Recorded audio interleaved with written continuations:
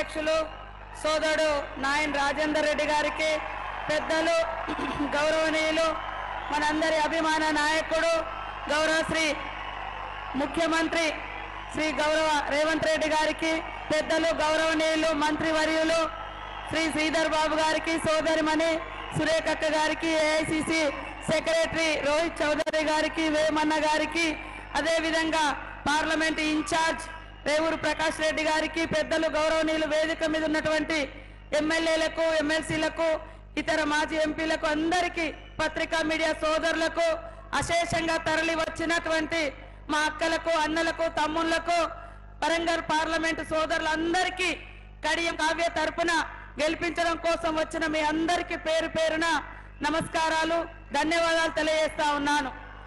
ఈరోజు దేశంలో కాంగ్రెస్ రాబోతుంది.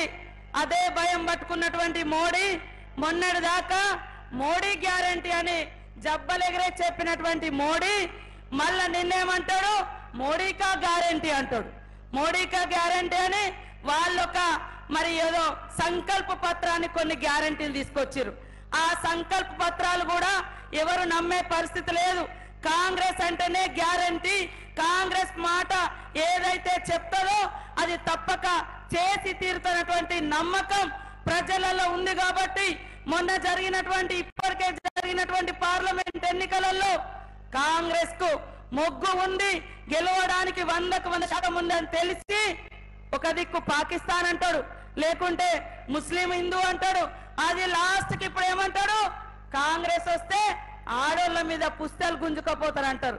అయ్యా నీ పాలనలో బంగారం కొందామంటే ధర పెరిగింది, నీ పాలనలో బట్టలు కొనుక్కుందామంటే జిఎస్టీ వేసినావు, పాల ప్యాకెట్ కొనుక్కుందామంటే జిఎస్టీ వేసినావు, సచ్చిన శవాన్ని శ్మశానంలోకి తీసుకువెళ్దామంటే జిఎస్టీలు వేసినావు, పుడితే పన్ను, చస్తే పన్ను, పిల్లగాడు తాగే పాల మీద పన్ను, కట్టుకునే బట్ట మీద పన్ను, అన్నిటి మీద పన్ను లేసి దోసి ఈ రాష్ట్రంలో ప్రజలను పేద బీద సాధాని తేడా లేకుండా పన్ను లేసి దోచుకొని నీ దోస్తులకు దోచిపెట్టిన చరిత్ర నీది, మాది కాదు.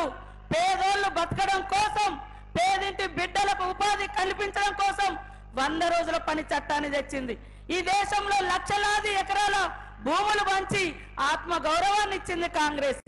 ఆత్మ గౌరవంతో బతకడం కోసం ఇల్లు కట్టించింది కాంగ్రెస్. ఇక్కడ మా సోదరులందరిని అడుగుతున్నా, ఒక్కటన్నా మీ ఊర్లో బీజేపీ ఇల్లు కట్టించిందా? రేపటి నుంచి చూడండి. కట్టించిందా?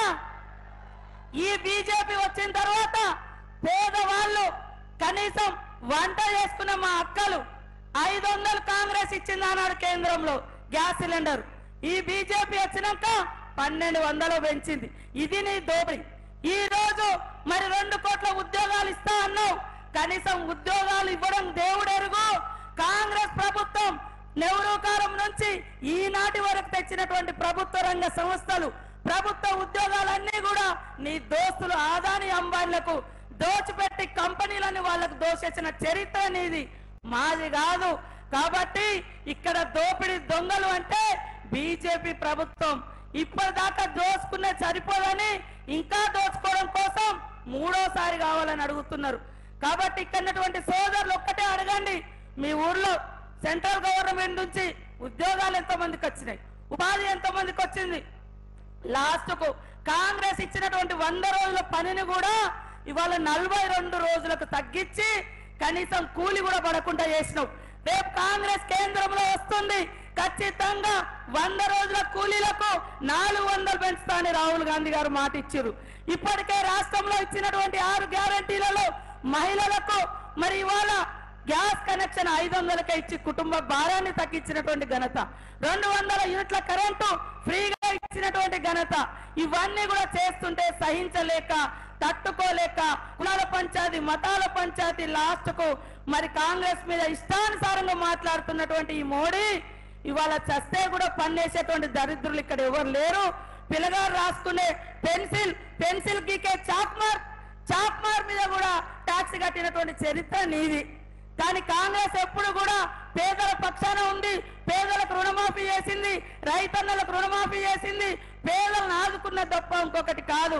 కాబట్టి ఇక్కడ వచ్చినటువంటి సోదరులందరూ కూడా కడియం కావ్య ఒక విద్యావంతురాలు, మరి ఒక రాజకీయ కుటుంబం. ప్రజల కోసం గత 5 సంవత్సరాలుగా అనేక సంక్షేమ కార్యక్రమాల్లో స్వచ్ఛంద సేవా సంస్థల ద్వారా చేసి ప్రజలంటే ఏంటో అవగాహన ఉన్న వ్యక్తి కాబట్టి మన సీఎం గారు, మన పార్టీ ఆమెకు టికెట్ ఇవ్వడం జరిగింది. ప్రతి ఒక్కరూ రేపు రాబోయే కాలంలో ఈ రాజ్యాంగం బతకాలి, మేము భారతీయులమని ఆత్మగౌరవంతో ప్రపంచానికి చాటి చెప్పుకోవాలంటే భారత రాజ్యాంగం, అంబేద్కర్ గారు రాసినటువంటి రాజ్యాంగం ఉండాలి. ఆ రాజ్యాంగం ప్రపంచానికి ఆదర్శం. దాన్ని మార్చడం కోసం ఇవాళ 400 సీట్లని మోడీ అడుగుతున్నాడు. కాబట్టి ప్రతి ఒక్కరూ అంకిత భావంతో పనిచేసి కాంగ్రెస్ పార్టీని గెలిపిద్దాం. 34 సంవత్సరాల క్రితం రాజీవ్ గాంధీ గారు ప్రధానమంత్రిగా ఉండి చనిపోయిండు. అప్పటి నుంచి ఇప్పటికీ 3 సార్లు ఈ దేశంలో కాంగ్రెస్ పార్టీ అధికారంలోకి వచ్చింది. కానీ గాంధీ కుటుంబం నుంచి ఎవరు కాలేదు. ఇక్కడటువంటి ప్రతి ఒక్కరికి చేతులెత్తి నమస్కరిస్తున్నా. వాళ్ళు ఏ పదవులలో లేకున్నా తెలంగాణ ఇచ్చిరు, కోట్ల మందికి ఇల్లు ఇచ్చిరు, కోట్ల మందికి రాజకీయ అవకాశాలు ఇచ్చిరు, అనేక రకాల సంక్షేమ పథకాలు తీసుకొచ్చారు. ఇప్పుడు నెహ్రూ సిద్ధాంతం, గాంధీ సిద్ధాంతం, ఇందిరమ్మ పాలన కావాలంటే ఖచ్చితంగా ప్రజాస్వామ్య నాయకుడు, పోరాట యోధుడు మన రాహుల్ గాంధీ గారిని ప్రధానమంత్రి చేసుకోవాలంటే ఇక్కడ నిలబడ్డది కడియం కావ్య కాదు, రాహుల్ గాంధీ అనుకోవాలి. ఇక్కడ రేవంత్ రెడ్డి నిలబడ్డది అనుకోవాలి. కాబట్టి ప్రతి ఒక్కరూ ఐక్యంగా కష్టపడి భారీ మెజార్టీనిచ్చి గెలిపియాలని పేరున కోరుకుంటూ చేతి గుర్తుకే